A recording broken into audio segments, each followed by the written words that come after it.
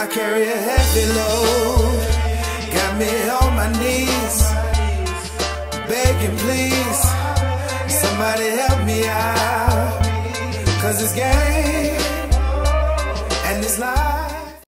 Hello, I'm Kimberlie Acosta and welcome to RezStyle. I'm here today with rap hip-hop group from the Rosebud Sioux Reservation in South Dakota.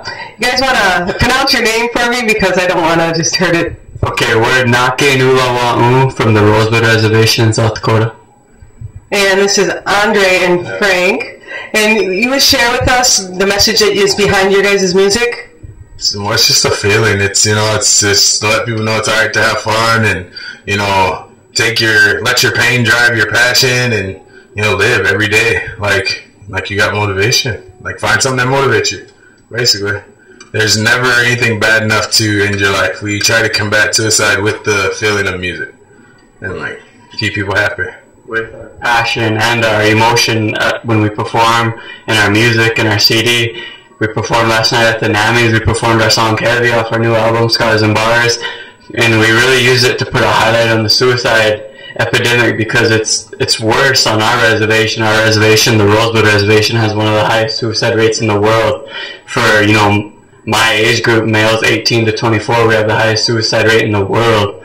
So, it's really bad epidemic, and we've been doing performances at suicide prevention events all throughout the summer, so it was just really cool that we could come out here to New York and do the same type of performance but on a much larger scale. And like Dre said, find your dream, find your passion, and we let our passion, our dream, that intensity we try to use it to push out the negative vibes that suicide brings to our reservation, to our people. We use our music to do that. You sang a song at the 12th Annual Native American Music Awards. Can you share with us where that song came from? That's a very deep song. We wrote that song the day after my daughter left to go home. It's called Heavy. I'm in the process of a custody battle with her and her mother, and that song is just really important to me. And that aspect, my verse and the hook and my bridge, is all the feelings that came out of that whole situation. So, and then his part is a whole nother story. I'll let him tell about that. Yeah, we performed that song last night. It's off our album, Scars and Bars. Get it on iTunes.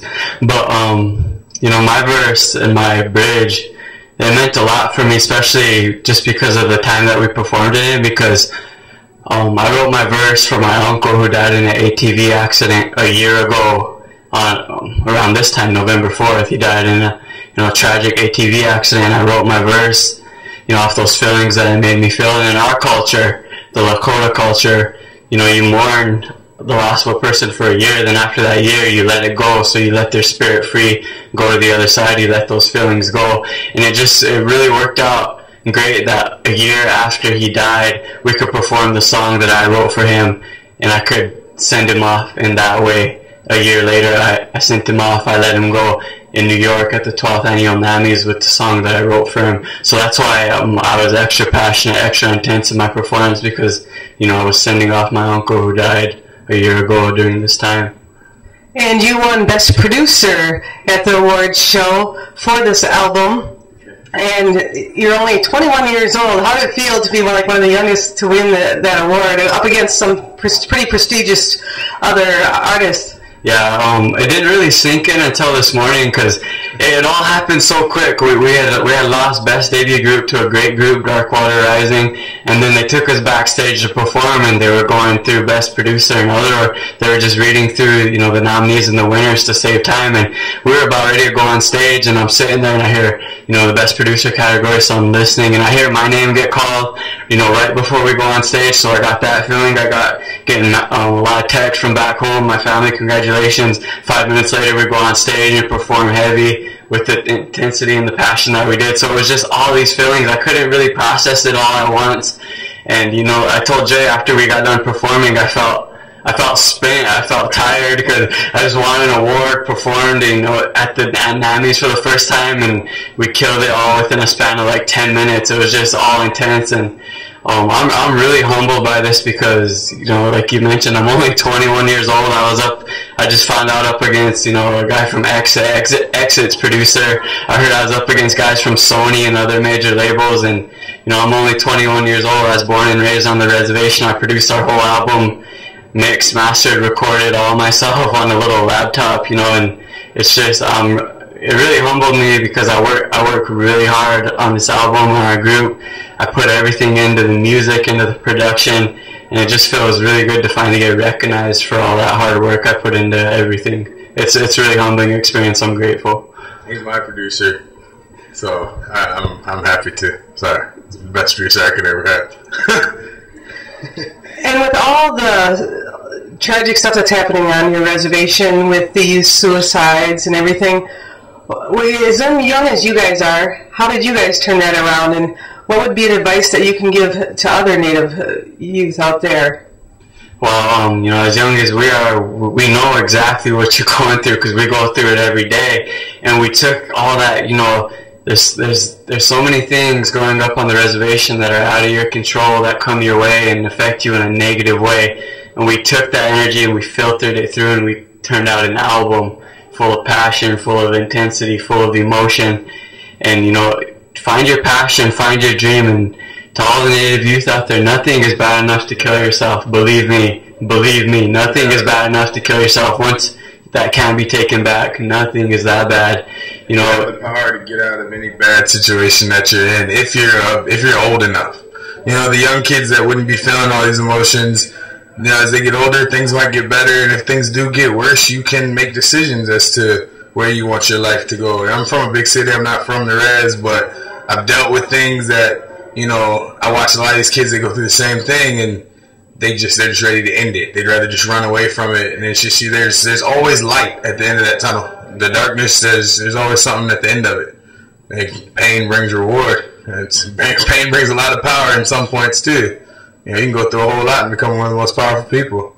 You know, so just keep your heads up, man. Either make you or break you, and don't let it break you. You know, pressure busts pipes. It can also make a diamond, though. For real. Like Dre said, you know, you have the power to change it. Every day when you wake up, your life is a gift. Every day you have a chance to live. You have a chance to make your life better and make a change. And, you know, believe me, I know that.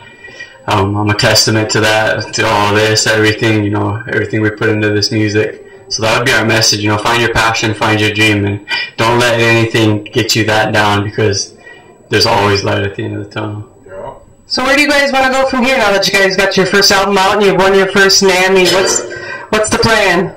Oh, our plan is to go. We've been going with the flow, and everything's been happening so fast. You know, the NAMIs now. You know, we're negotiating a possible tour, and it's just happening so fast. But our main goal is to create our own record label, and because there is so much talent where we come from, but there's no way to get it out there.